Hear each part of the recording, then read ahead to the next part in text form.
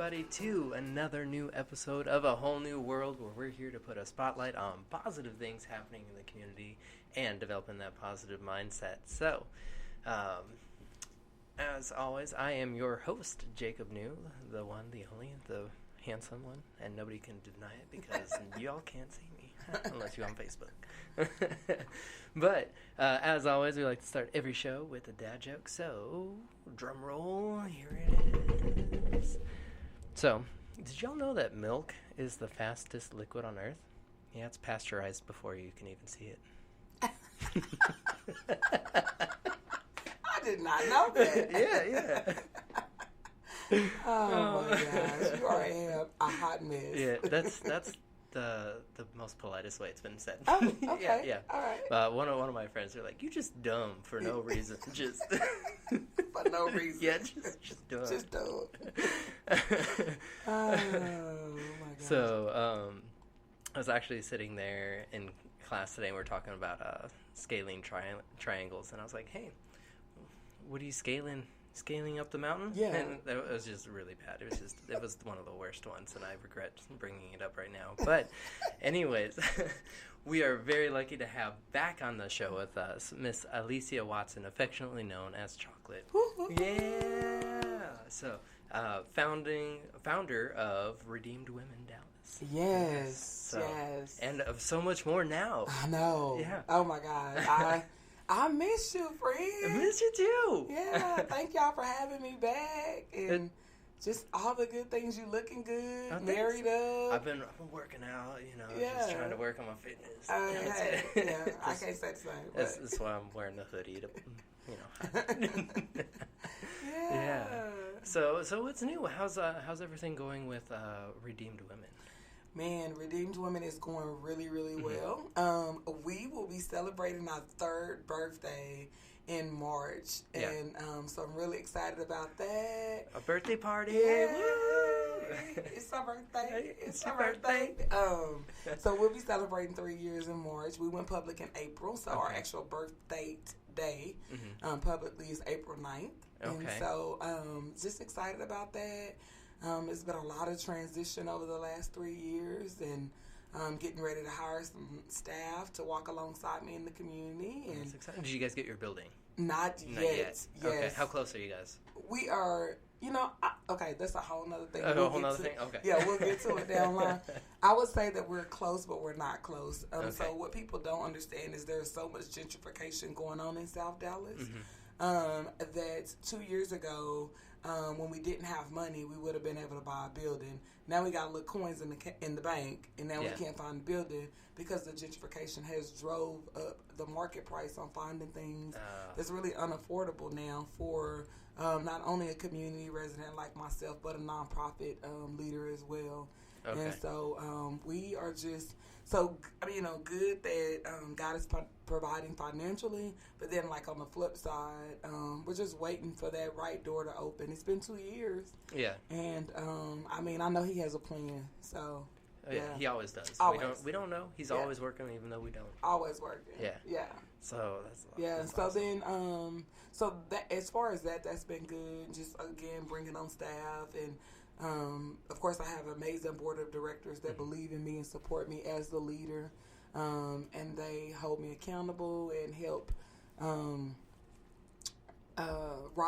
me rise to the occasion, if I must say. And so I just appreciate having good people that love me that much, that believe in the vision and the mission, because not very many people do. So anyway, there's that. Well, we're very glad that you do believe in it. Yes. And so you're doing great things. So keep it up. Thank you. Thank you. So what else is new? So Redeemed Women, but don't you have a podcast yourself now? I do. Tell us about that. I know, man. I am hustling every day. I'm hustling.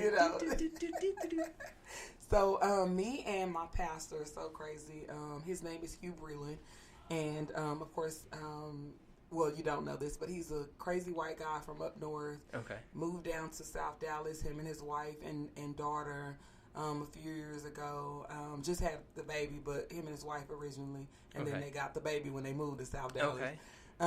And they planted this church, and I joined the movement to help be a part of that. And I ended up going on this board of directors there, and just kind of having some authentic conversations. And over time, our relationship grew, and it just made sense to do a podcast together. So drum roll, please. It is called the Chocolate and Vanilla Podcast. I love it.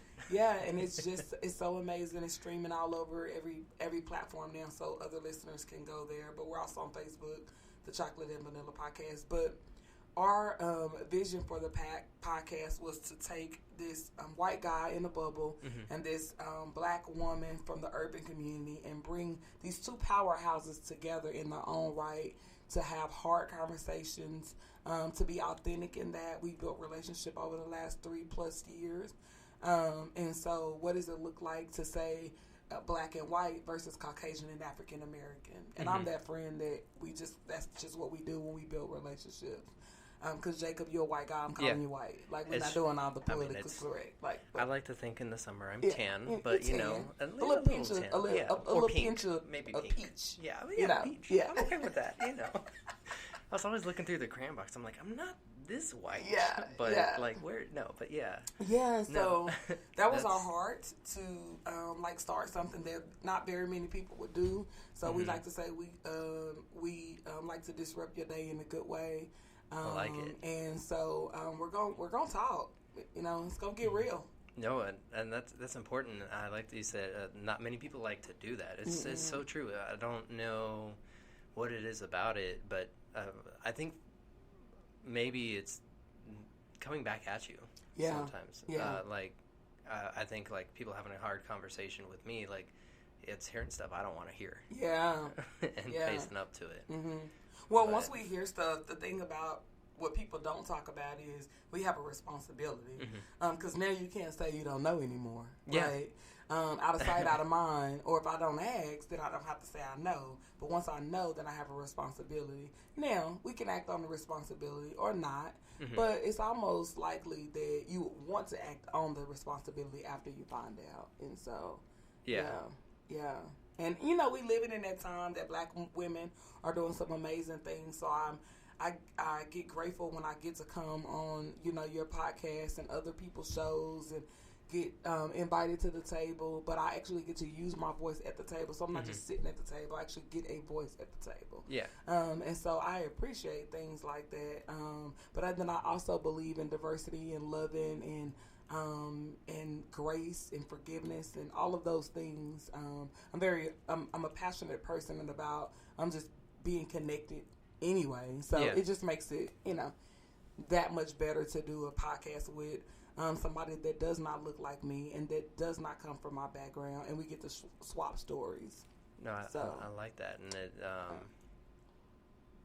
like the hard conversations just help with the relationship. Yeah, because I know my wife and I, we've had several of those, and I feel like our relationship in general, whether I wanted to hear it or not, has grown. Oh yeah, and my thoughts just flew out of my head. I'm so sorry. Oh, it's all good. Yeah, I blame mine on chemo brain. I had cancer 3 times. What's your excuse? My excuse, college. I drank a little. Okay, all right. Hey, No, yeah. I made some bad choices. Yeah, we all do. Yeah. Yes. But I think because there's something about somebody caring enough about you to come up and have that hard conversation, or for somebody to be vulnerable. Yeah. And I know you're talking about the black and white. Yeah. Just even cultural differences. Like I grew up in Plano, very affluent, and when I was kind of in a bubble, I didn't know about it. But hey, and it kind of made me ashamed. Like you're right, I haven't had to work as hard for certain things, but it doesn't mean I don't have a work ethic. Yeah. But I mean, so it just kind of made me feel. I felt weird talking about it in a way, Yeah. But now I'm more. I take better ownership of it. Aware. And what I would say is for you is just like, and I mean, I love our relationship and our friendship. The friends that introduced us and now it's blossomed into a great relationship that we have. And so what I would just say, just even with that, is what are we using our influence for, right? And so now that you are aware, you have some influence, you have a platform, and you're inviting people like me to the table. Yeah. And so I'm proud of you for that. Well, thank you. Yes, thank you. absolutely. I'm going to pat myself on the back. Pat yourself on the back. Yes. And pat you on the back. Yes, So, no, it's so great. And we just need to, I think in general, we just need to have more grace towards people and have more real conversations. Because how many times do we just walk by and just be like, hey, how are you? And then just keep walking. Yeah. Oh, thanks for caring. Yeah. You know? Right. And I'm guilty of it. Oh, yeah, we all are. You know? We all are.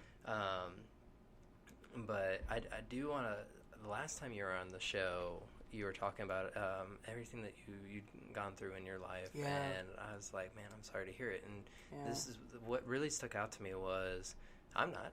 Yeah. Like, and I was like, what? I mean, because you've had, and I read your first book. I was going to ask you, did you read book one? Yeah, I read your first book. Yeah.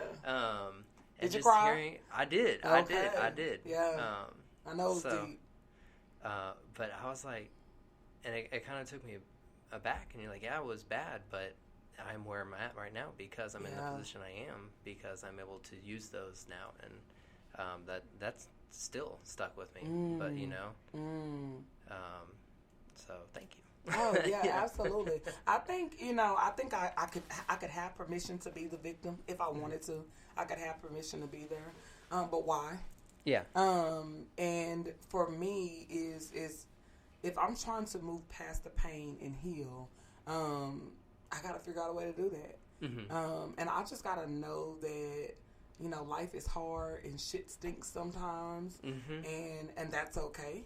But, you know, do you stay there or do you move past it? And so for me, I would say, but again, that's why my heart is through Redeemed Women is to overcome generational poverty, because a part of generational poverty is generational victimhood. Because when you get hurt, you can stay there and you can say, well, my mama got hurt, my granddaddy got hurt, my, you know, whatever. I mean, my great-grandmother, my grandmother, my mother, and me all had a baby up until the age of 16 years old. I could stay there. Yeah. And probably on the right, but why? You know? So, anyway. No, that's that. And I get to share this amazing smile and joy and peace and love with so many others that are broken just like we are, you know, in so many different ways. But then when they share their story with me, whether it's male or female, I get to say, okay, well, let me tell you about something. Yeah. And then I get to smile. And then they get to say, but how did you overcome? And then I get to tell them about this Jesus that I love so much and how he loves me. And that's who's giving me the strength that I have to move past the pain. So. Oh, yeah. No, and he fills our cup up. You know, that's how we were talking with our youth group about that, trying to talk about choosing friends that fill you up too. Oh, but you can always come to him and he will fill your cup. Oh, yeah. So, yeah. Man. But thank you for reading the book. Have you shared it with anybody? I have. Okay, I've shared it with my wife. I'm looking for the next person. I kind of wrote in it, so. Oh yeah, exactly. But yeah, that's okay. You can order several copies, and I can ship them to your friends. Yeah, still, I'm waiting. And so tell us, since we brought up the book, let's talk a little bit about that. What you have a book out, and it's going to be a series. No, it's not going to be a series. It's not going to be a series, but it's going to have several books. Yeah, so I'm going to have 5. My apologies. Yes. I misunderstood. Yeah, no, it's all good. I'll get you corrected. You know, it's okay. Yeah, that's what you're here for. Hey, and I am open to correction. Yes, me too. So so the first book, so for our listeners that don't know what we're talking about, book 1 is called Anointed, a survivor's story from unspeakable pain to undeniable joy. And book 1 is a semi-autobiography about parts of my life, some hard truths. I also talk about white privilege and what it looks like to be in generational poverty. But I also layer it with grace, forgiveness, and love. And throughout the book, I use But God, because I love stories to kind of unpack the hurt, but then the positive side of the hurt. And then I close it just with a story of like what is the next level for me, because my word is transition this year, which equals to next level. Yeah. And so book 2 which I'm writing right now, and I cannot drop the name right now because it's a surprise. All right. I like surprises. I do too. I'm a big surprise girl. And so I'm writing book 2 now, and I was hoping to get that out in May, but because of some challenges and some stuff that I had going on personally and trying to take care of my family, it pushed back writing. So I'm looking to do a birthday book launch, which is in July. My birthday is July 12th. Hint. Okay. Favorite color red. July 12th? Yes. Red. Got it. Okay. Typing it in right now. Yes. Right. All the things. And so that's the goal, to get book 2 out then. The Lord told me 5, and I'm saying that they're not a series because they're all going to be different. Mm-hmm. I'm going to play off some of the original books, but more so to just it'll dive deeper and deeper and deeper. And so a lot of it, I'll eventually lead up to talking about redeemed women, what I'm doing with the community, what it looks like to overcome generational poverty, talking about food deserts, what it looks like to live in a food desert, but also what it looks like to live in a community with food insecurities, because you can address the food desert issue, but a lot of people don't talk about the food insecurity, which means that if I put a grocery store here but people still can't afford the food, then that's a food insecurity, and that's what people don't talk about. I'm also talking about how the population of people are below, in my neighborhood, the population of what we call friends are below the income guidelines, struggle with transportation and jobs, and just the market is just so desolate and dry. You can't even get to us. The highway being closed down for 7+ years. It's just, and so the injustices are real. Yeah. And so I live there. I'm from that. I don't just talk about it. Mm-hmm. I know about it. My heart is passionate about it. And, I have a role to be a difference maker in the community through voice. So, not only do I use action, I'm going to put some words behind it too. And I might not make you feel good about it. I don't really care, So, anyway. But you can get it done, I'll get it done. Yeah. So. And, man, just as you're going through some of that, I'm just like, man, that's a lot of stuff I'm taking for granted right now. Just being able to do something simple like driving to work. Yeah. Yeah. Really gives me a new sense of gratitude for what I do have, It's funny that me and my husband were talking about laundromats. So in my community, we're a laundromat desert. Okay. Which means we have no laundromats there. We did just, in the last year, some people opened up, I think, 2 laundromats that they'll go full blown in the next year. But you come from a community that's used to nothing, and so one day I was telling my husband, when we got the well, the name of our space will be called the Well, based off the Samaritan woman in John 4, the women in the Bible met at the well. Okay. So me and my husband, I was telling him, like, we want to get these, get a washing facility in the back for the ladies, because some of them have kids, or they're going on job interviews, or some of these things. And my husband was like, so why you gonna do the laundromat? What's the reason? And I was like, well, because, there's no laundromats here. And my husband was like, babe, I didn't even think about that, because we have we have washer and dryer in our house. Yeah. He's like, I didn't even think about that. And I said, yeah, but I do, because I grew up without a laundromat. I grew up without a washer and dryer. I remember washing my clothes in the bathtub. I remember washing my clothes in the sink and, doing the washy and then hanging them up on the clothesline. Mm-hmm. And so I know all too well what that's like. So some of those things I will never be able to take for granted, because I walked through the process. Yeah. And even having transportation, a car, that's a real thing. And what does it look like to just go walk out in our driveway and get in our cars that start up, that actually work with insurance and driver's license? Yeah. So... as you can see, world. I'm passionate about this. No, and I love it, and I'm loving hearing this, because one thing I really enjoy about our conversations, and even though you and I are different, we grew up different. Yeah. Hearing your perspective helps me with my perspective, and I have a better understanding of the world and of what other people go through, because not everybody grows up like me, not everybody grows up like you, and so it's just kind of.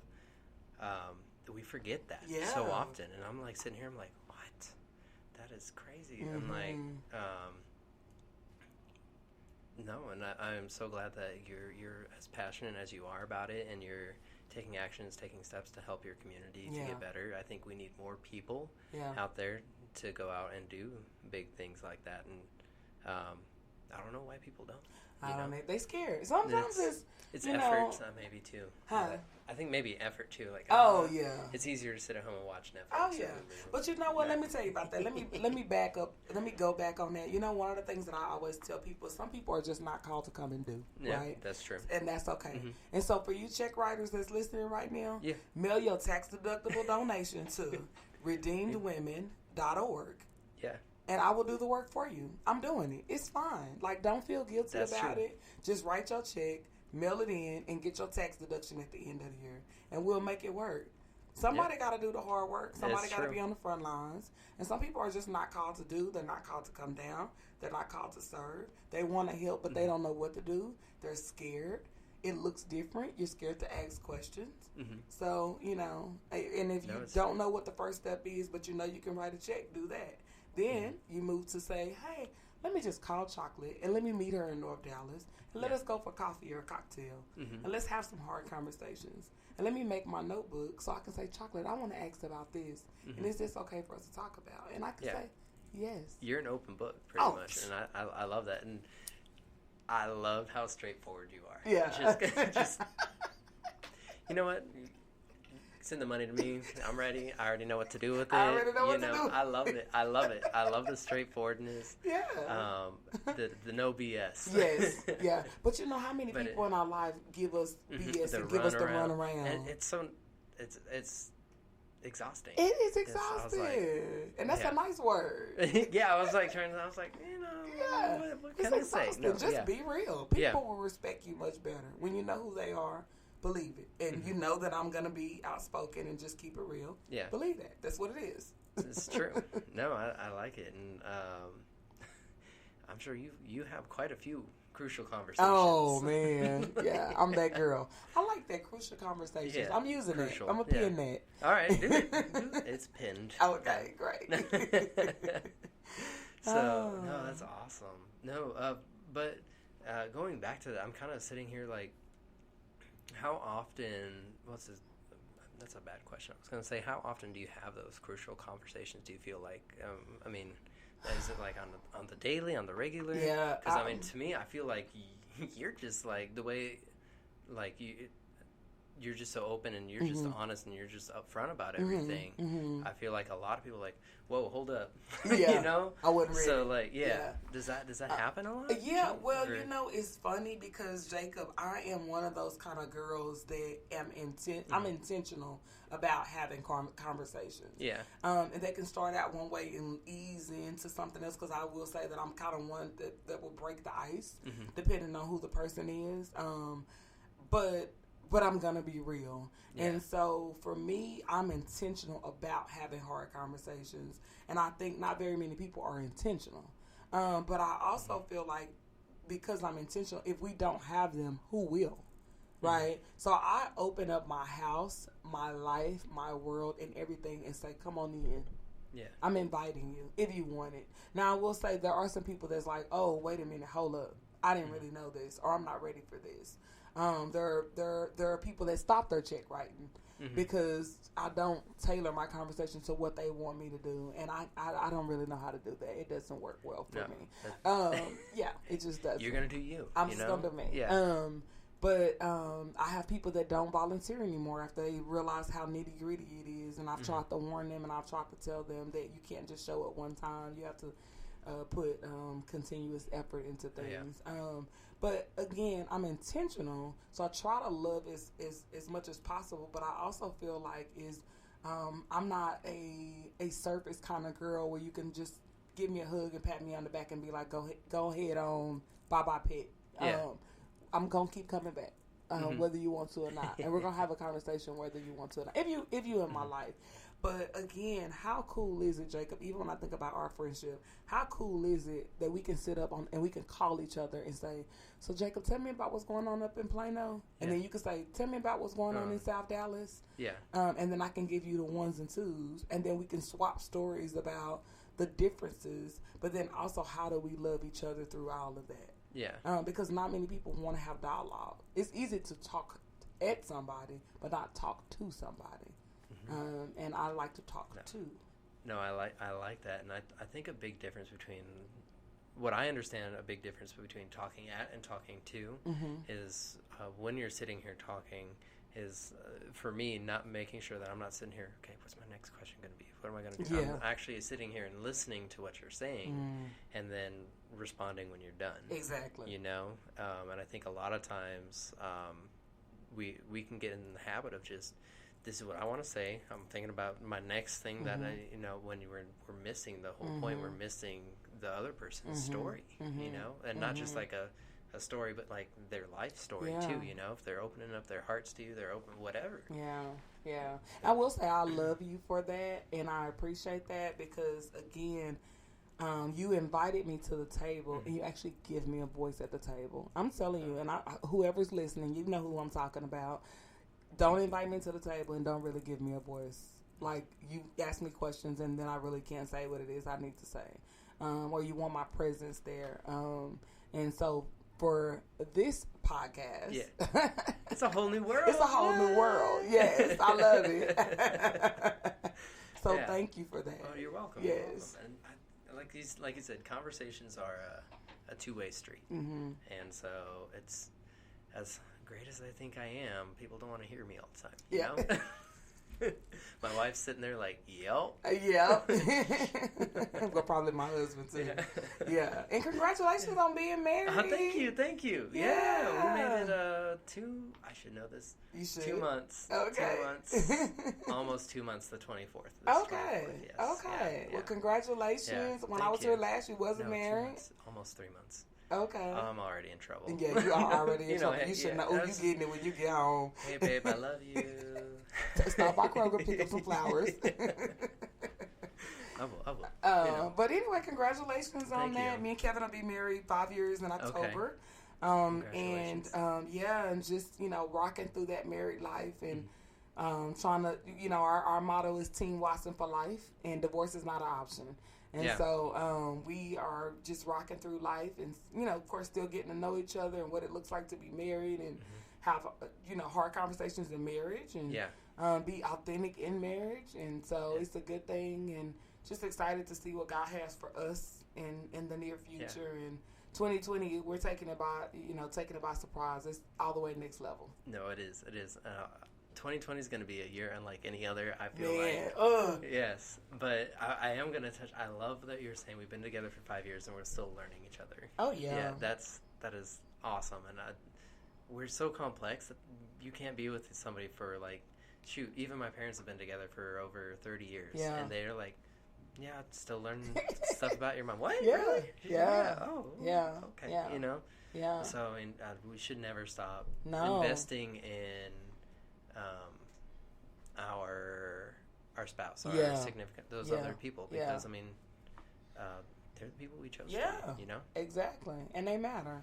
And so, shout out to Kevin for being an amazing husband. What's your wife? Shout out to Trisha. There we go. See, you got back in. Back in. Now you good. Shout out. So I'll be in less trouble. I'll pick up Chipotle on the way home. It'll be all right. Yeah, you'll be good. Yeah. Kevin's on the road, so I'm good. Okay. Yeah. But he can still listen. Yeah, he can. Yeah. So, but talking about crucial conversations, I've just been thinking. I mean, Trish and I, we've been having ours about financial stuff, and we've made a choice, and we're making decisions together on what we're spending our money on, and we're trying to climb ourselves back out of debt. Yeah. And so it's a real thing. It is, and like we've had some tougher discussions, and like I don't want to spend my money that way, but it's like well, okay. But then I feel like after we come out of it, we're definitely a lot stronger. Yeah. And so we shouldn't shy away from crucial conversations as much as we do. Oh, no. They're just uncomfortable sometimes. And you squirm in your seat, and then you start sweating and like all the things. But yeah, me and Kevin, again, we've been married almost 5 years, and, you know, we started having our financial conversation not even to the first year of being married. We, you know, maybe 8-9 months in. Yeah. And it just looked different from how we grew up, combining finances and all of that, and just, you know, spending. I'm the CFO in the marriage. He makes the money, I save it. but that's because the way I grew up, and so I'm overly tight. And so just combining that, and just planning for our future now, it just looks different. Things that we hadn't even thought about talking about. Yeah.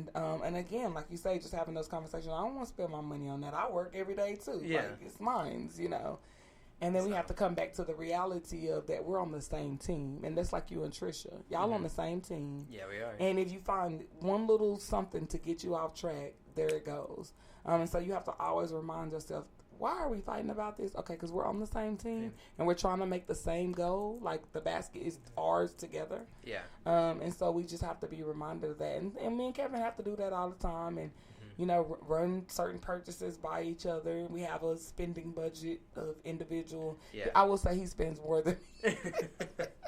He will go over his budget, but it's all good. That's usually me. I'm like, he is an Amazon man. I'm like looking, and I'm like, okay, and stop. I need to stop. Yeah, he is gonna go and get him some off Amazon, and I'm telling you, I'll be like, because I don't shop Amazon. It's dangerous. It's very dangerous. It is, and so that's not. But I will say, in his defense, I am a shoe fanatic, and I'm gonna get me a pair of tennis shoes. Okay. I gotta have a pair of shoes to go with every outfit. What's your favorite brand of shoes? Puma. Puma.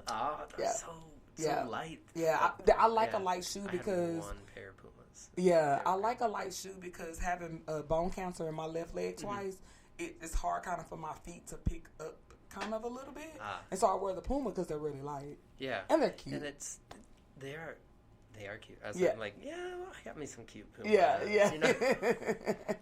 No, but it's crazy because I used to do a lot of running, and those of you who follow me on Facebook, I'm doing a 5K at the end of the month, which I forgot about. So I was like, how do I get in shape quick? So, my gosh, where are you doing that with?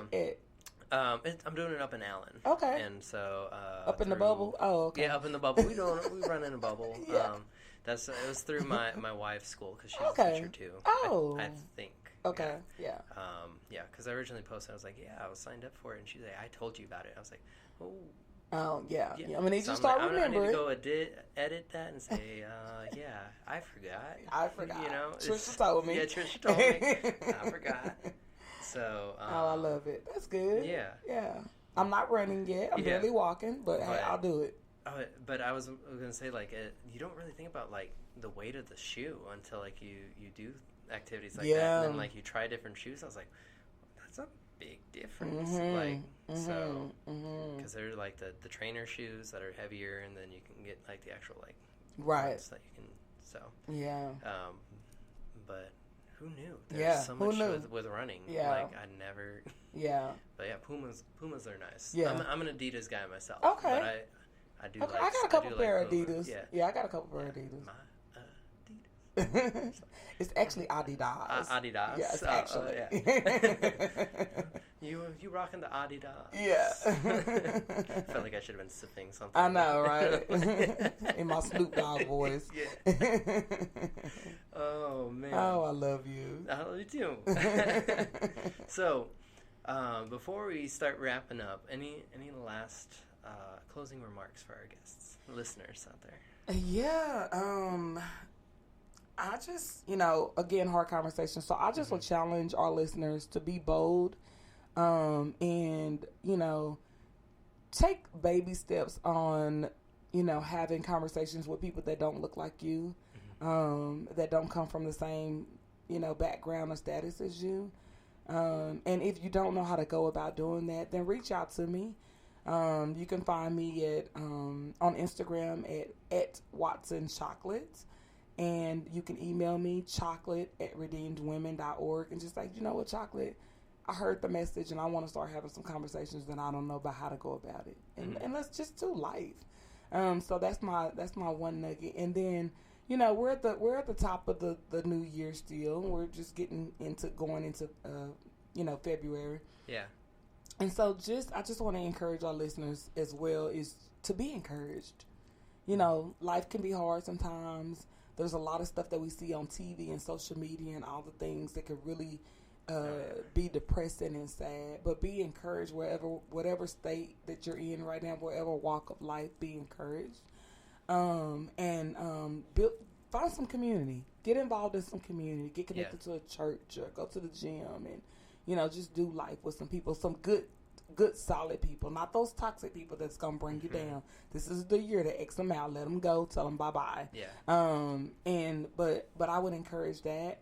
And then also for people that don't know about South Dallas, I would encourage you to come down. Find out how you can get involved with a local nonprofit doing good in the city, empowering women, transforming women to lead independent lives. We build relationships, and we address the spiritual, physical, and vocational need. So find out how you can get involved. Book me to speak. I'm an awesome speaker. And so you are.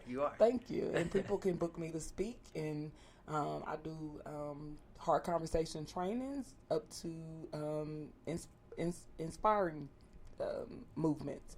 So you can book me to speak. But I just want to leave with be encouraged, enjoy life, live your best life. You have cancer 3 times. I know we didn't really touch on this a whole lot, Jacob. Yeah. But for our listeners, I've had cancer 3 times. I've had bone cancer in my left leg twice and breast cancer in 2013 with a double mastectomy without reconstruction. And I'm 38 years old.